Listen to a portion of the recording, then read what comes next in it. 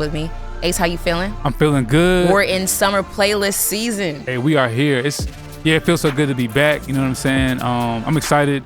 This is year number 7, I think. Whoa, is it?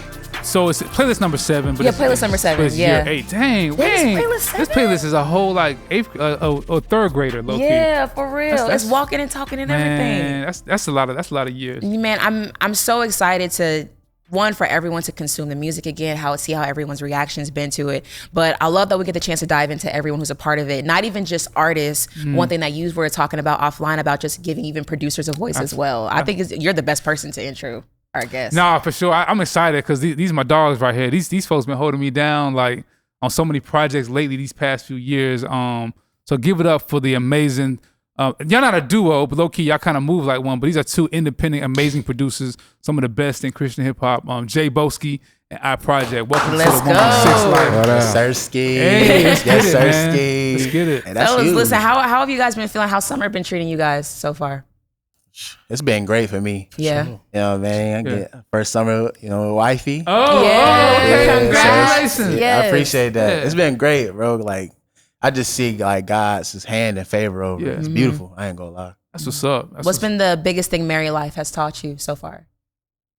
We were just talking about it for the show, but like just really dying to yourself. I was just about to say that. Like really like real deal. It really makes you like Jesus, like for real. And understanding like even going into the scripture talk about like washing your wife in the word and just like all that stuff. So I'm really experiencing like a new part of the kingdom for real. It's That's great. real, bro. That's Love fire. that. Yeah, it's Love to beautiful. hear that. I Project, what about you, bro? How's summer been treating you? What you've been up to? Let us know. Just pull us into what's been going on with you. Yeah, it's been great so far. Just been working on a lot of different projects. Yeah. Y'all been really tapped in.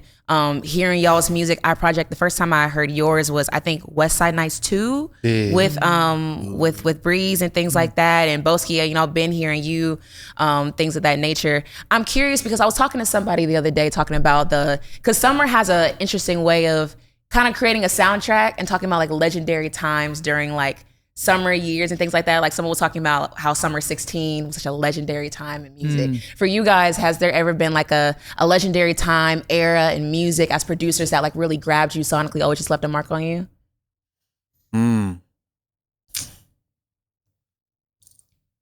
That's a really good question. Yeah. For sure. I definitely feel like that summer 16 was just crazy. It was definitely crazy. Like I was a huge listener of all like the whole SoundCloud era. Like that was it. That was SoundCloud, it. that's right. That's right. Dang, I didn't think That was it's almost like I forget about the SoundCloud era because it's like say more. I don't want to interrupt you. But yeah, it was like that was a huge wave, especially for independent artists. It's true. And them coming out with just like their own wave of music, you know what I'm saying? And not being so industry sonically clean, you know what I mean? And so it was crazy. Yeah, man. Summers, I don't know. Every time someone talks about a legendary time, everyone's like, summer 16 was something special. And even having you guys a part of like the playlist and things like that, having y'all a part of that, once again, it's just great being able to hear y'all. But we want to dive into a little bit about how, I'm curious to know when you guys even got introduced to music, like when music kind of got your ear, and then even the production side to be able to be like, man, like it's one thing to be on the mic and people usually go that route, but but being like, hey, I feel like I could, be on the other end and orchestrate things. This will be a masterpiece of mine, but on the producing side. Jay, I want to start with you. Just when did you realize that producing was something that grabbed your heart? Shoot. So all my homies know me like this, but prior to me really getting into production, I was a dancer. And so I've always loved music. I loved being, my mother was a singer. My grandma sings. And so like, it's always been music has always been something I've always been a part of. I've always loved it. But it wasn't until I was about 17 years old that around like my 17th birthday, I was walking around the house and I was just beatboxing. And my dad ended up getting me some equipment, like a drum sequencer, and that was it. I used to make drums off that mug. And I was like, okay, this is cool. Like, I can create my own.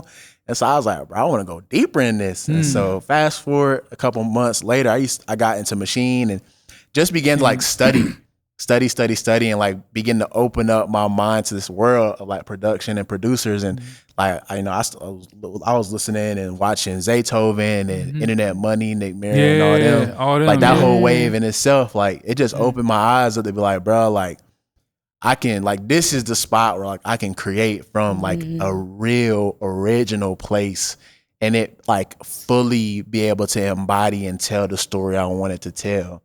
I feel like the difference between like dancing, right? Like you kind of go off of the beat and the rhythm of the song that you pick, but there's something about like producing, like you can create that rhythm, kind of completely create whatever you want, and it be like as genuine, as raw, as sad, as whatever, like emotional. It can be whatever you want it to be. And like I just like that just took me to a whole nother spot. I was like, bro, this is what I want to do.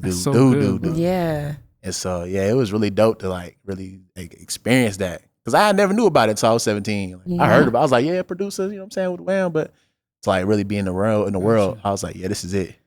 When you said study, that stood out to me. Like, what were some of the things? I know you mentioned like Zaytoven and things like producers like that. What were like certain things, like were techniques or things that you were studying? Talk about that a little bit more. Yeah, so shoot, I was in YouTube University for real. Shout out like, YouTube University. Definitely a big thing for me. Like even when it came to machine, and then I ended up getting on FL, I just listened. I listened to a lot of music, and I listened to music regardless, because prior to that I was just into it. And so just listening to like the bounce, how was this created? You know, as you got into the Nick Merritt and the Internet Money era, they were teaching you like, you know, this is what rhythms is supposed to be, and then you got Busy Works beats. And just that whole world, bro. Like you really just sat. I sat down and I just took time and studied it. I took time to study, like, you know, what are the shortcuts, and there's been like a whole bunch of people always tell me like when I'm in the studio, bro, you are so fast. It's just because like I studied, like I really took time to study how my DAW works. I took time to study producers and you know the ears of them, and kind of just putting them all in a pot and just like picking each one depending on the record. So yeah, that's a lot of intentionality after hearing that. And like the fact that you started, like I feel like most producers now they've been producing since they were like 13, 14, 15. You were for you being a young person, you're like a late bloomer in terms, because starting at 18, like what people be, you know, making beats at 12, 13. So for real. So like you fell into it late because you just weren't exposed to it, or it just kind of just happened the way it happened? Well, it just happened the way that it happened. But also too, like I wasn't exposed to producers. Okay. So like I just knew like, oh, this beat is fire. I knew Metro. I knew you know TM88, because you know those were popular back then, especially when like Future was going crazy on that run. Yeah. Like, bro, so funny sidebar. When I was a kid, I used to get grounded a lot.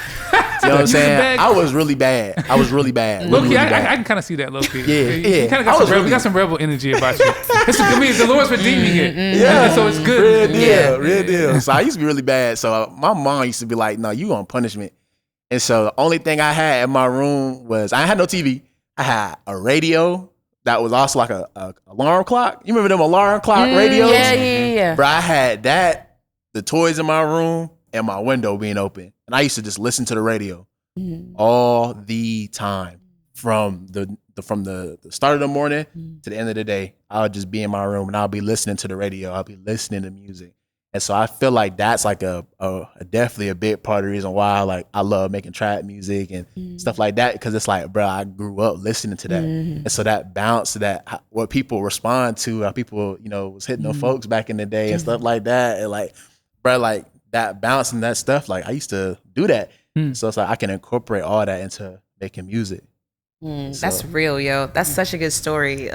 iProject, what about you? What was it? Do you remember how you got introduced into production? What made you want to go into it? Yeah. So the real story is remember that Disney movie Let It Shine? Yeah. That was a hit. So I seen that movie, and I was already like a musician at a young age. I started playing keys at 5 years old, and then started producing at 7.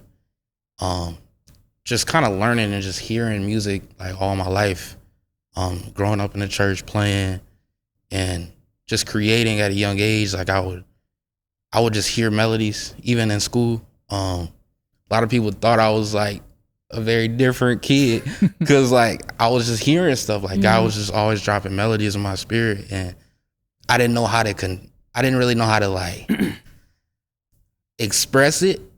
So once I seen that movie and how he was able to express his emotions and express like what he was hearing inside of his head, once I seen that, I'm like, okay, that's how I do it. So eventually I just started, got a keyboard, started cooking up on the keyboard first, then got an iPad and just kept progressing my production. And I really started making beats for myself. You know, I've been an artist for 10 plus years. And, you know, growing my own career early on, it was hard because my parents were very supportive of my dreams and my vision, and what God was calling me to, but they didn't really know anything about the music industry. So I had to learn pretty much everything on my own. Like I had to learn how to market, I had to learn how to edit video, like mix and master everything myself. So through that now, that, you know, God is putting me in a more of an executive position with the team Creeks Management. Now that I'm on that side, like I'm able to use all the tools that I've been able to learn just in my career, and now be able to help young creatives all around the world. So that's so dope. I imagine that you kind of give me like child prodigy vibes. Like so you said playing keys at 5. Yeah. Like how did that happen? Yeah, I mean, I started playing drums at a young age. I feel like everybody that grew up in church, they gotta get on drums. Like that's just how it is. But yeah, I would just hear melodies. Like I would just be all around the house just singing melodies, and God was dropping melodies in my spirit. And my dad ended up buying a keyboard when I was 5, and he bought it for himself. Then my mom was like, "Are you gonna play this?" And he never played it.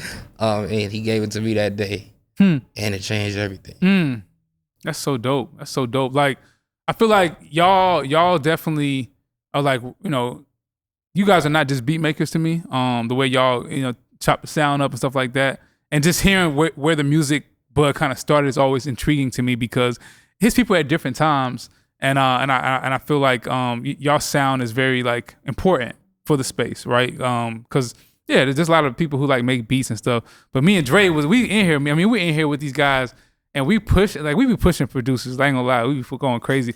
But these folks, man, they can stand 10 toes down and make records, not just making beats, sending it, and being like, all right, let me know when the song is ready. Y'all was making records. Talk about how that experience of being like producers felt on the playlist and just in general for y'all. You know what I'm saying? Sure, I say for me, it always like grows me. I think something that you even said, like you don't really experience that side of music until you get in the studio. You start working with other producers, start working with other artists, and then you work with A&Rs and writers, and then you begin to like build that language and that lingo. And so, bro, I think that like that's definitely a skill that you just get as you in the studio. And so I think for us, bro, like every time we work, like it's always good because it's one of those things where it's like, bro, I'm here to work so I can get better. Like it's not really one of those things where I'm like, bro, I'm trying to make a beat and just go. Bro, I'm trying to get better. I want to be better. I want to be able to write. I want to be able to produce. I want to be able to like, let's figure out how we can make this record. Yeah. And so anytime you and Dre in the studio, I'm always listening. Like I be sitting there. I might not even say nothing. I just be sitting there listening to y'all talk because like that lingo is important because like, especially for being, and that's a difference, right? From being a producer to being like a beat maker, being a producer. Sure. Like being a beat maker, you in your bedroom or you in the studio by yourself, you make them beats and then you ship them off. But as a producer, you able to stand in that studio and work with that artist. Nah, say this, don't say that. Yeah. Say this. Don't do that. Use your lingo here. And just like being able to know where to place it. Like it you definitely like build your vocabulary and knowing what to do and how to make those records. So we definitely heard all the ways like music kind of, you know, came into y'all's life. And I ain't gonna lie, like I'm curious as to like why Christian hip hop? Like, you know, I mean, like there's a lot of people you could be producing for. Not to say that you guys exclusively producing Christian hip hop, but how did like using your gift in the kingdom kind of develop? You know what I'm saying? Where did that come from? And anybody can jump in. Yeah, I probably start with you, Project. Yeah. Yeah. The first CHH song I heard was "Go Hard." Yeah, that Classic. like yeah. So growing up, like I wasn't even able to listen to hip hop for real, because you know, okay. Church. growing up, yeah, you know how it is. Like being in church at a young age, like I didn't even hear hip hop at all, like until that song. So that song just opened up my entire. That was your first hip hop song? That was my first hip hop song. Oh. Yeah. So it just opened up like a whole new world. Like, so I can do this and still be a believer and still like love Jesus through it. Like, changed everything. Yeah. I always would see everybody here at a young age, and just watching Reach and watching, you know, RMG and like everybody in the space, like at a young age, like I'll be like, I know I'm gonna know each one of these people. I would say that even at school, like when I was in. How old were you during this time? I was like probably 10. So your reference point for being a producer was Christian hip hop. Yeah. But that was like you didn't have no other like lens to even see what production would look like. Yeah. That's crazy. Yeah. That's Until crazy. like It's actually pretty. Yeah. It's almost like encouraging too. Yeah, I was gonna say that. Yeah. Like that. God is allowing the space to grow in a way where people with talent are saying, "Nah, I want to like do this. I want to serve God. I want to be a producer. I want to be an artist. I want to be this. I want to work in this space." That's my reference. I'm not looking to be, you know what I'm saying, a Metro or this or that. Like, that's my reference. That's pretty like dope. And shout out to your parent. I know some parents, you know, get criticized or critiqued for guarding their kids, but there is a time, like hip hop is all around us. We're in the culture. There's a time and space to where I feel like some young ears like, bro, you ain't ready at 10. You ain't ready to hear all this right now. And I think I think it's wholesome. And I also say it's kind of like adorable. Like my kids at some of the school stuff, man, at some of the kickback stuff, they don't know none of them songs. Like obviously they're playing, they don't know nothing. And I think I'm withholding, and at some point I'm, you know, culture's gonna be around us. So I'm not like, you know, putting a tight cap on it like never, but I just feel like 9, 10, 11, 12, those are impressionable years where that content can really take you to a place where you're not ready for. And so talk about how you felt during that time. Did you feel like, man, I'm being sheltered? Or did you kind of just understand this is how my family is being set up right now? Like, I really just didn't know. You didn't know? Oh, they had a tight. Was you homeschooled or something? Like what? Yeah. Oh, got it. That's but I wasn't homeschooled. Close the door. Right. So I was homeschooled after that though. Oh, okay. So I was homeschooled when I was 5th grade. My mom pulled me out of school because the Lord directed her to do it. Gotcha. But yeah, like with CHH, like after hearing that song, like I just was starting to download information from some of the other music that was out. And just hearing it, I'm like everybody that I've met here now, like I seen it at a young age. Like Trip Lee, that was my first concert ever. That's like, crazy. We'll get into that in the last show, but yeah. That's we got a little update on that. Yeah. So did you being like a keys person, did you want to make hip hop initially with your music gift, or was it like I'm gonna just like make R&B or melodic, like or word? Like why not those other genres? Yeah, I grew up listening to Stevie Wonder, like great soul people. Like hip hop never was like the main focus for me. Like it was like every genre that I would hear at a young age, even like pop music. Like I grew up in Woodhaven, Michigan, Downriver, Michigan. So listening to Taylor Swift at a young age, and Gotcha. Like I really was like heavy in pop at a young age. Yeah, I can hear that. And talk about your relationship with the Lord, being in like kind of a Christian family. Like, was it something that was like, you know, just part of the way that you know life, and then was the pull to know Him more deeply there early? Like, talk about how that experience kind of came about. Yeah, so like when I was around 5 to like 10, I had an understanding of who the Lord was, but I didn't have that understanding for myself. I didn't have that relationship for myself. You know, being a church kid, like, you know, I'm just in the environment all the time. Like I would see it, I would see miracles, signs, and wonders take place, but like I didn't really understand how or like how I fit in this. Right. Until I was like around 10. That's when I had my first like encounter with the Lord. I don't think it was a service. I think me and my mom were just praying, and the Lord just filled me in that moment. And fast forward a little further, when I was around like 12, I went to like from 10 to 11, I went through like a deep depression. Just I don't know. It was the enemy was really just trying to trick my mind into thinking that I wasn't worth anything. And it came to the point that the enemy was trying to tell me to go in the kitchen, get a knife, and stab myself in the heart. And it got to that point, and the Holy Spirit, when I was halfway to the kitchen, the Holy Spirit said, "Turn around, go in your room." And when I closed that door, like the Holy Spirit just hit me in that moment. And ever since then, it's like I've been just living for the Lord. And He showed me so much in that moment. He showed me a glimpse of everything that I'm doing now and everybody that I'm working with. Like I seen it all. Like that's why, like, you know, every artist that I'm working with now, and you know, the opportunities that are here, like I seen it. I already seen it. Like the Lord already showed it to me, so I'm just walking in it now. Yes, I do. When I'm around our project, I always like. So first of all, I was introduced to him through Big Breeze. Shout out Big Breeze, and this is like 2021, 22. He was like, "Yo, this is producer. I know you always like to kind of be up on like some of the younger producers. He's like, yo, this is kid. You gotta." And you were, I think it was probably like 17. You was young. You young now, so you was young back then.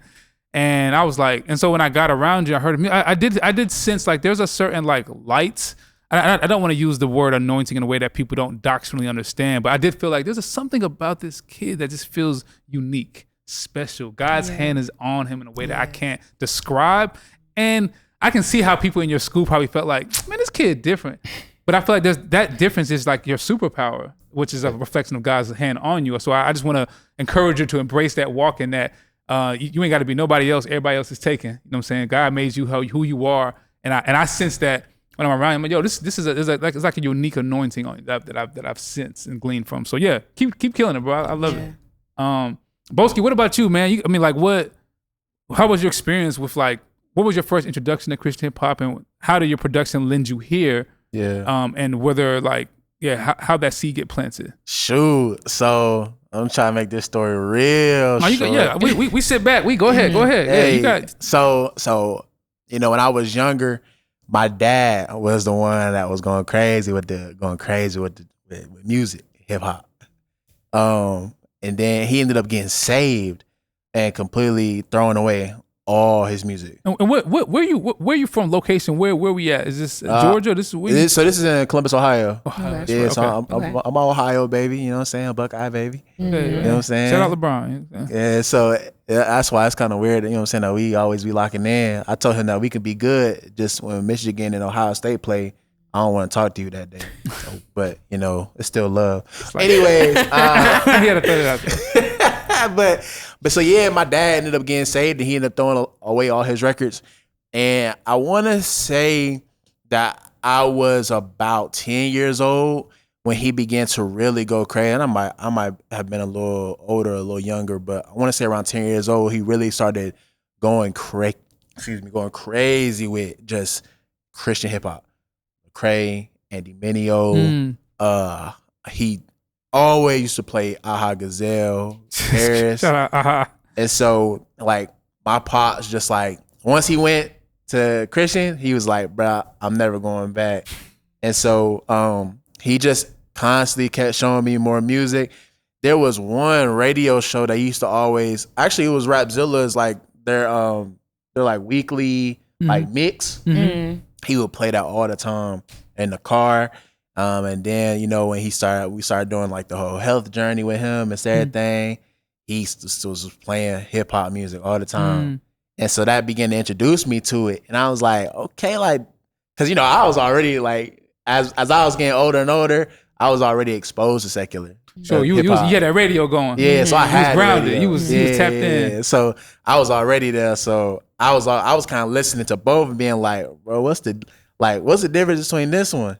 And as I began to listen more and more, I began to see, and as I got older too, it's like, bro, the content is just so much better on this side. Yeah. And so, it's just like I got introduced to it that way. And then just like as I got into making beats and stuff, I was like, bro, like so I'll definitely say this too. Like when I first got into really going hard with Machine, there was a really big same moment, bro. Like we moved from Columbus, Ohio to Overland Park, Kansas.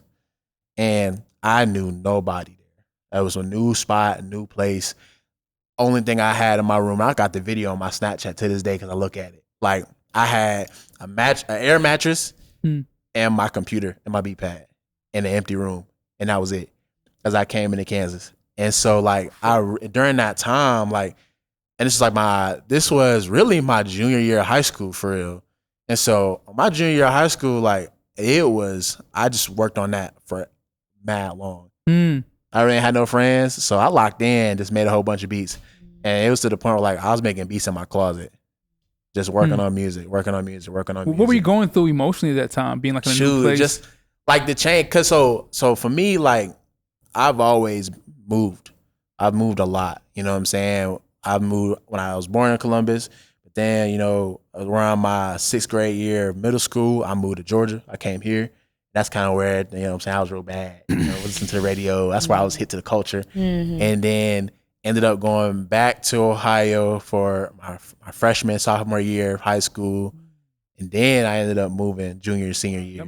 So I moved. I've always moved, constantly being in a space of just moving. So that last move was kind of tough because, like, dang, this is my junior year. Yeah, like, I built relationships my freshman and sophomore. Like, you know what I'm saying? You meet your dogs. Yeah, I can see that. And then I was like, I was just struggling, bro. Like, dang, like I gotta come to a new spot, new place. It's hot. Like, I'm like, yo, like, and so really having to tap in with nobody but God and myself, you know, and my family, but just like God and myself. And so I just began to still really work hard, heavily on music. And so from there, it just came from a spot where I was like, bro, like I'm making music authentically. Like it wasn't even from a space of like, I want to sell beats. I was just creating. Yeah, you had no business. No, I had no business. I had no strategy. I had nothing. I was just creating.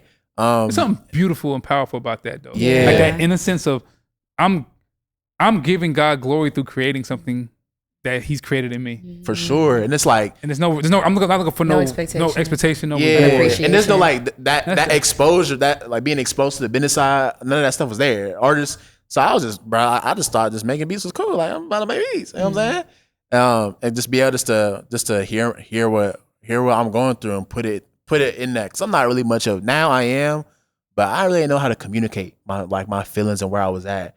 And especially like my relationship with God was like, I've always been in church. You know what I'm saying? I've been in church forever, but I never really had that relationship with Christ. And so in that, like, it was just like one of those things where I was like, okay, like it's me and you, God. Like it's me and you. Like this is my filter in which like I mourn, I cry, I do this stuff. I just filter it through there. And just really spending that time with God was really something that built me. But it really wasn't until later that when I went to, after high school, I ended up going to ministry school, and then ended up getting locked in with a group of fellas, and like they're my best friends now. You know what I'm saying? And just working on music like that to where it was for the gospel, it was for the kingdom, and then getting exposed to it like that. And so, and like now I got the blessing, bro, to be able to like to work with all the people who my dad introduced me to in CHH, I worked with. Only person I haven't worked with is Lecrae and Triple E and Andy Mineo. That's crazy. But everybody else, I work with AHA. My dad is a huge D1 fan. That's crazy. I work with D. I work with Few. I worked with Paris. AHA. So like he was like, bro, like it's crazy now. Like I think what's so fire about this is like hearing how like the generationally like Christian hip hop is it's the time, like it's grown in a way where their fathers now putting their children onto it. Yeah. It's kind of surreal for me as I'm sitting. I'm like, what in the world? What your dad was bumping? Aha, bro. What the- Yeah. So, but I've seen the generational seeds of that, of like being faithful to this culture that we call, and this is why this what we do is important For to give real. people remnants of culture that allows them to know how to like like reflect the kingdom in their cultural context, which is like what hip hop is always about. So I think that's really powerful. Fellas, what was it like being a part of the playlist this year, being able to produce? I know our project, you were also a part of one of your songs as well, but just being a part of the whole process, letting Ace and Dre bring you guys in. Talk about what that experience was like for you guys. Hey, bro, it was great. Like, one thing I love about coming to Reach is like they have like, okay, we want to do this, but bro, be free. And like, bro, that's a producer's dream, bro. It's like just to be able to make music. Like whatever comes from it, bro. Let's make it as great as it can be. We can make the lane.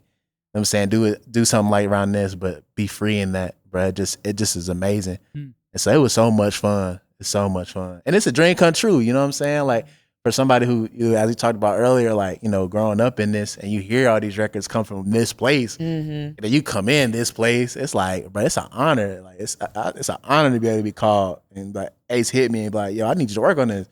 I'm a hop to it, like because it's like this is an honor, real deal. And so it was fun, bro. It was super fun. Yeah. No, it was great for sure. Like we were just locked in. Like that's what it was the whole week. Like we were just creating whatever God was telling us to create in that moment, and of course, like we had to make tweaks and things like that, to make the songs the best that they can be. And Ace and Dre really like took it to another level for sure. Yeah, it took care of us. Yeah. I mean, it was fun. I think locking in. The word I like to use is like it was like custom cooked, like meals that were prepared from the ground up. Like I remember seeing like the even let's talk about Glory Fall for a little bit, Boskie. Like it was you and Mizo, but that beat came from scratch, right? Was that from the like that wasn't like a brought in idea? Nah, yeah, it was completely just cooked up. So I got a homie who like I've been working with, bro. We've been locked in since COVID. Oh, I didn't know that. Okay. We met through a mutual friend, a producer friend, but we were cooking up over Discord, and we just built a relationship, and we were talking since COVID. And he ended up moving down here, so we work on it. We work on a lot of stuff together, and so we ended up coming in. And I was like, bro, we need to work on something. Like we need to make something crazy. And I told him Mizo gonna be here. We need to make something stupid for the playlist. Like we got to put a stamp on it. And he was like, all right, bet. And so I just loaded up some horns, and he just went and he just started playing. And I was like, yeah, like it's there. And so from there, just I took it further, added the drums, and bro, it just cooked it, bro. Made it as big as it can be. Yeah. And it's just then like the switch ups, bro. It's just crazy, but like, bro, it's just like that's the switch up on Fuse beat, crazy. Oh, bro. but that was during post. Like, that was so fire. It's y'all understand producers like those moments that you just like, bro. I just want to just like tweak this beat out. Like, if this is gonna be a second verse, bro, I want to just like do something like do something different. Like, and that switch up for Fuse verse was just came from that. I was like, bro, let me try something, and just put the bass notes weird, and then it went crazy. I think that's something that is being elevated in like hip hop because I'm glad that Christian hip hop is embracing it. Like producing is like seeing the song all the way through. Yeah. And not. I mean, there are moments where a good loop is a good loop. It's like, yo, don't touch it, right? I think that what's powerful about this record is like it has dynamics. It's almost like produced like a pop record, low key. It's like it's got switches and sections and all these things. And I think sometimes the genre hip hop doesn't get enough credit for the production value. Which I think y'all snapped on that one. I'll talk about what's the other one that I think was Project. Man, you got a couple joints on here. You all over this joint. I ain't gonna lie, like because you talk about how you produce and you also like write hooks and stuff. Because I think that's important for people to know. Because I mean, first of all, Project sends me a lot of music, y'all. Like I get a lot of beats from producers. I get like a folder of loops and with hooks on them from Project like literally once a month, if not more than that. Talk about how your touch point as like a producer and songwriter and hook writer like adds value to whatever you do. Yeah, I feel like that's like everything for real. Like being able to just be available to do whatever is needed. That's like so valuable. Like God told me like 2 years ago, start like, cause I didn't really know what a melody was. I had no idea. Shout out Pooh Beats. Pull your food for this one. He told me, hey, send me some loops. I'm like, what is that? And he was like, just take the beat off, like take the drums off the song and just send me the melody. And since then I've made probably like 3,000 melodies and 1,500 of those had hooks on them. Yeah. I'm trying to process That's how not to a light number. I'm trying to process how to, you know, that's a work ethic of like Yeah. crafting, which is really powerful. Yeah. Even what you Boskie was saying, I think sometimes in the hustle of production, people get so caught up in like trying to land. Well, bro, you just gotta fold her up and create. Yeah. Have it like just For cook, real. create. Yeah. God will direct the ones that are supposed to go where they're supposed to go anyway. For sure. But if you ain't Yeah. got no like, you know what I'm saying, like archive for people to even pull from, and the archive almost a lot of times sets you up to be discovered to where, and the stuff you even archive may not be the one that's gonna be the, but just having that, because I low key when I need loops and stuff, I'm going to our project folder first, y'all, because he got so many, and I know you like homie and you're dope, so like just like that context of having that. But talk about like the loops that you did, even like on the song "Work Together" that came on the project. Talk about that. Yeah, that one. I was cooking it up like it was like really slow, so nobody really understood what was happening at first. Because it was like 60 BPM, and I recorded all the layers and stuff before everybody was in the room. And you did that at Reach, that idea? Yeah. I didn't know that. I thought it was okay. Like right when you walked in. Yeah, crazy. for sure. Yeah, but it came together for sure. Just added all the different elements, and then just sped everything up. What inspires your writing on some of those hooks and stuff? Like, The Holy Spirit. Hmm. Like he'll just tell me exactly what to say. Like, I have a lot of records even coming out like that, you know, in all different genres of music, and the Holy Spirit just told me what to say. Like in that moment of me creating, like that's the thing, like every time I create something, like I don't really know what I'm about to do. I have no idea. I'm like, Lord, I don't know what I'm about to do. Do what you do. yeah. Tell me what to do. Cause me on my own strength, like I can't do it. I think that's really, really dope. I think that record is special. Talk about one of my favorites, Pop Out. Trendsetter, Big Breeze, and Keon. Yeah. Talk about that, how that came about. Yeah, so that beat, I made it in 2 minutes. Okay. The original All right, beat. podcast is over, y'all. Nah, for real. I'll see y'all later. Yeah, I made it in 2 minutes. Like a month before the summer playlist camp, and I was like, "It's crazy." Like when I made it, I'm like, "Yeah, this hard." So then we ended up adding post production, and it came together for sure. I love that record because in a world where, like, in my opinion, trap music and culture is getting a little redundant and sometimes boring. Yeah. That's a really quality cooked track. Like that's a real like. Yeah, I feel like that record content is from the kingdom. You could put that record on Rap Caviar, for and sure. it would slide most of them. It would kill most of them joints. Yeah, Like it just that's how good it is. So I'm just so proud to be like, nah, actually CHH is actually making better trap music than the world right now. yeah.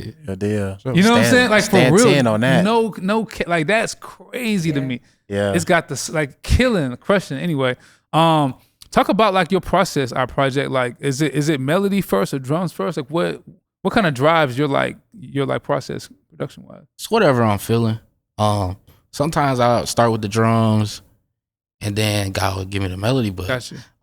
but most of the time it's the melody. You've been playing keys since you was 2 years old. Got it. Yeah. What's the other record they did on the joint? Let's talk about Stepper really quick. Hard. I'm trying to find the right words to say. And y'all co-produced this one, which I think is great for. I want to hear y'all's insight, even how y'all produced it. And I love that you love bringing producers on, just because I think it's important for people to see all sides of how everybody plays a part in music. And the way you guys are able to explain sonics and loops and different things of this nature is so enlightening to me, because with me not being musically inclined, I don't know the right words to say.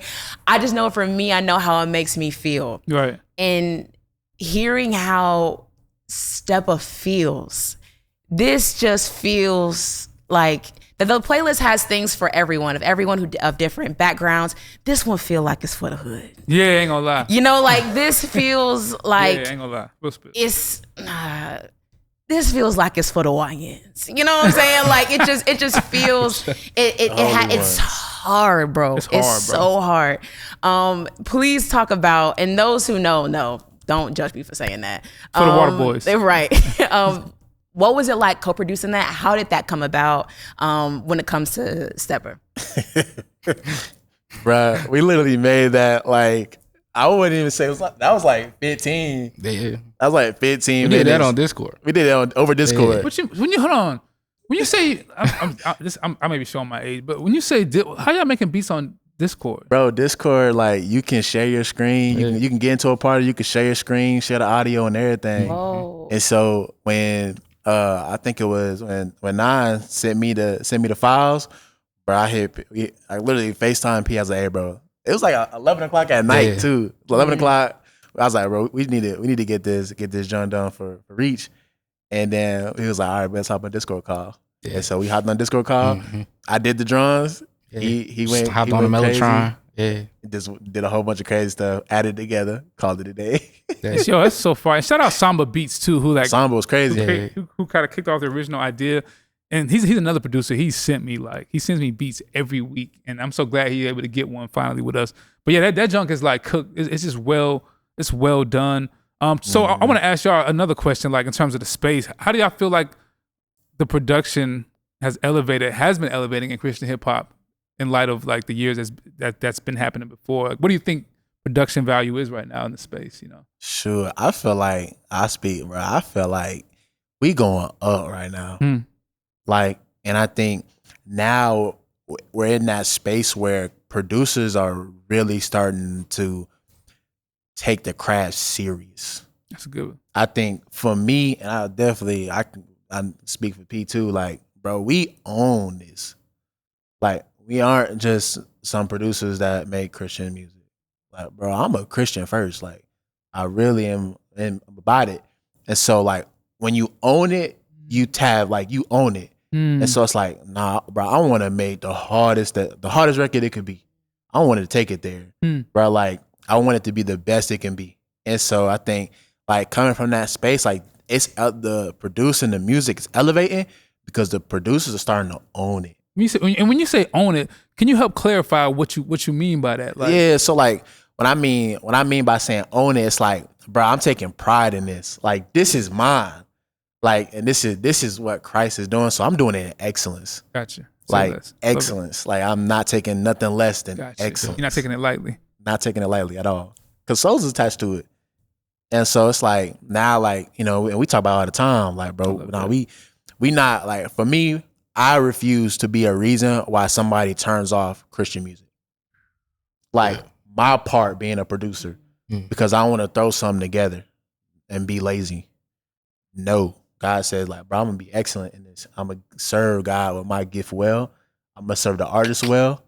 And, bro, I'm going to make something crazy. I want something that go crazier than what's in the world. Yeah. I mean, what we got is better than the world. You know what I'm saying?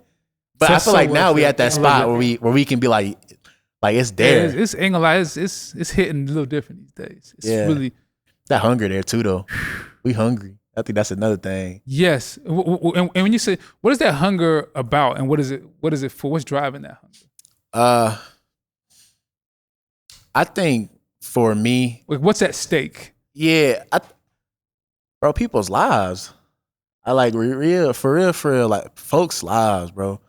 Like, what's the point of listening to secular music when they giving you 1,001 problems, no solution? It's like, what's the point of that? What's the point of listening to artists that don't got no solution? So it's like, bro, we got a solution. It's Christ, all the fruits of the Spirit. Bruh, if I gotta play my part and being excellent in my part to press this forward, I'm gonna do that. Well said. Project. Yeah. What about you? What are your thoughts, real quick, man? Like on the space of production in the Christian hip hop space. It's there. Like the sound is increasing every day. Like you said, the producers are being intentional. Cause like a lot of people weren't growing up. Like I could hear when there wasn't intentionality in what was being created. Yeah.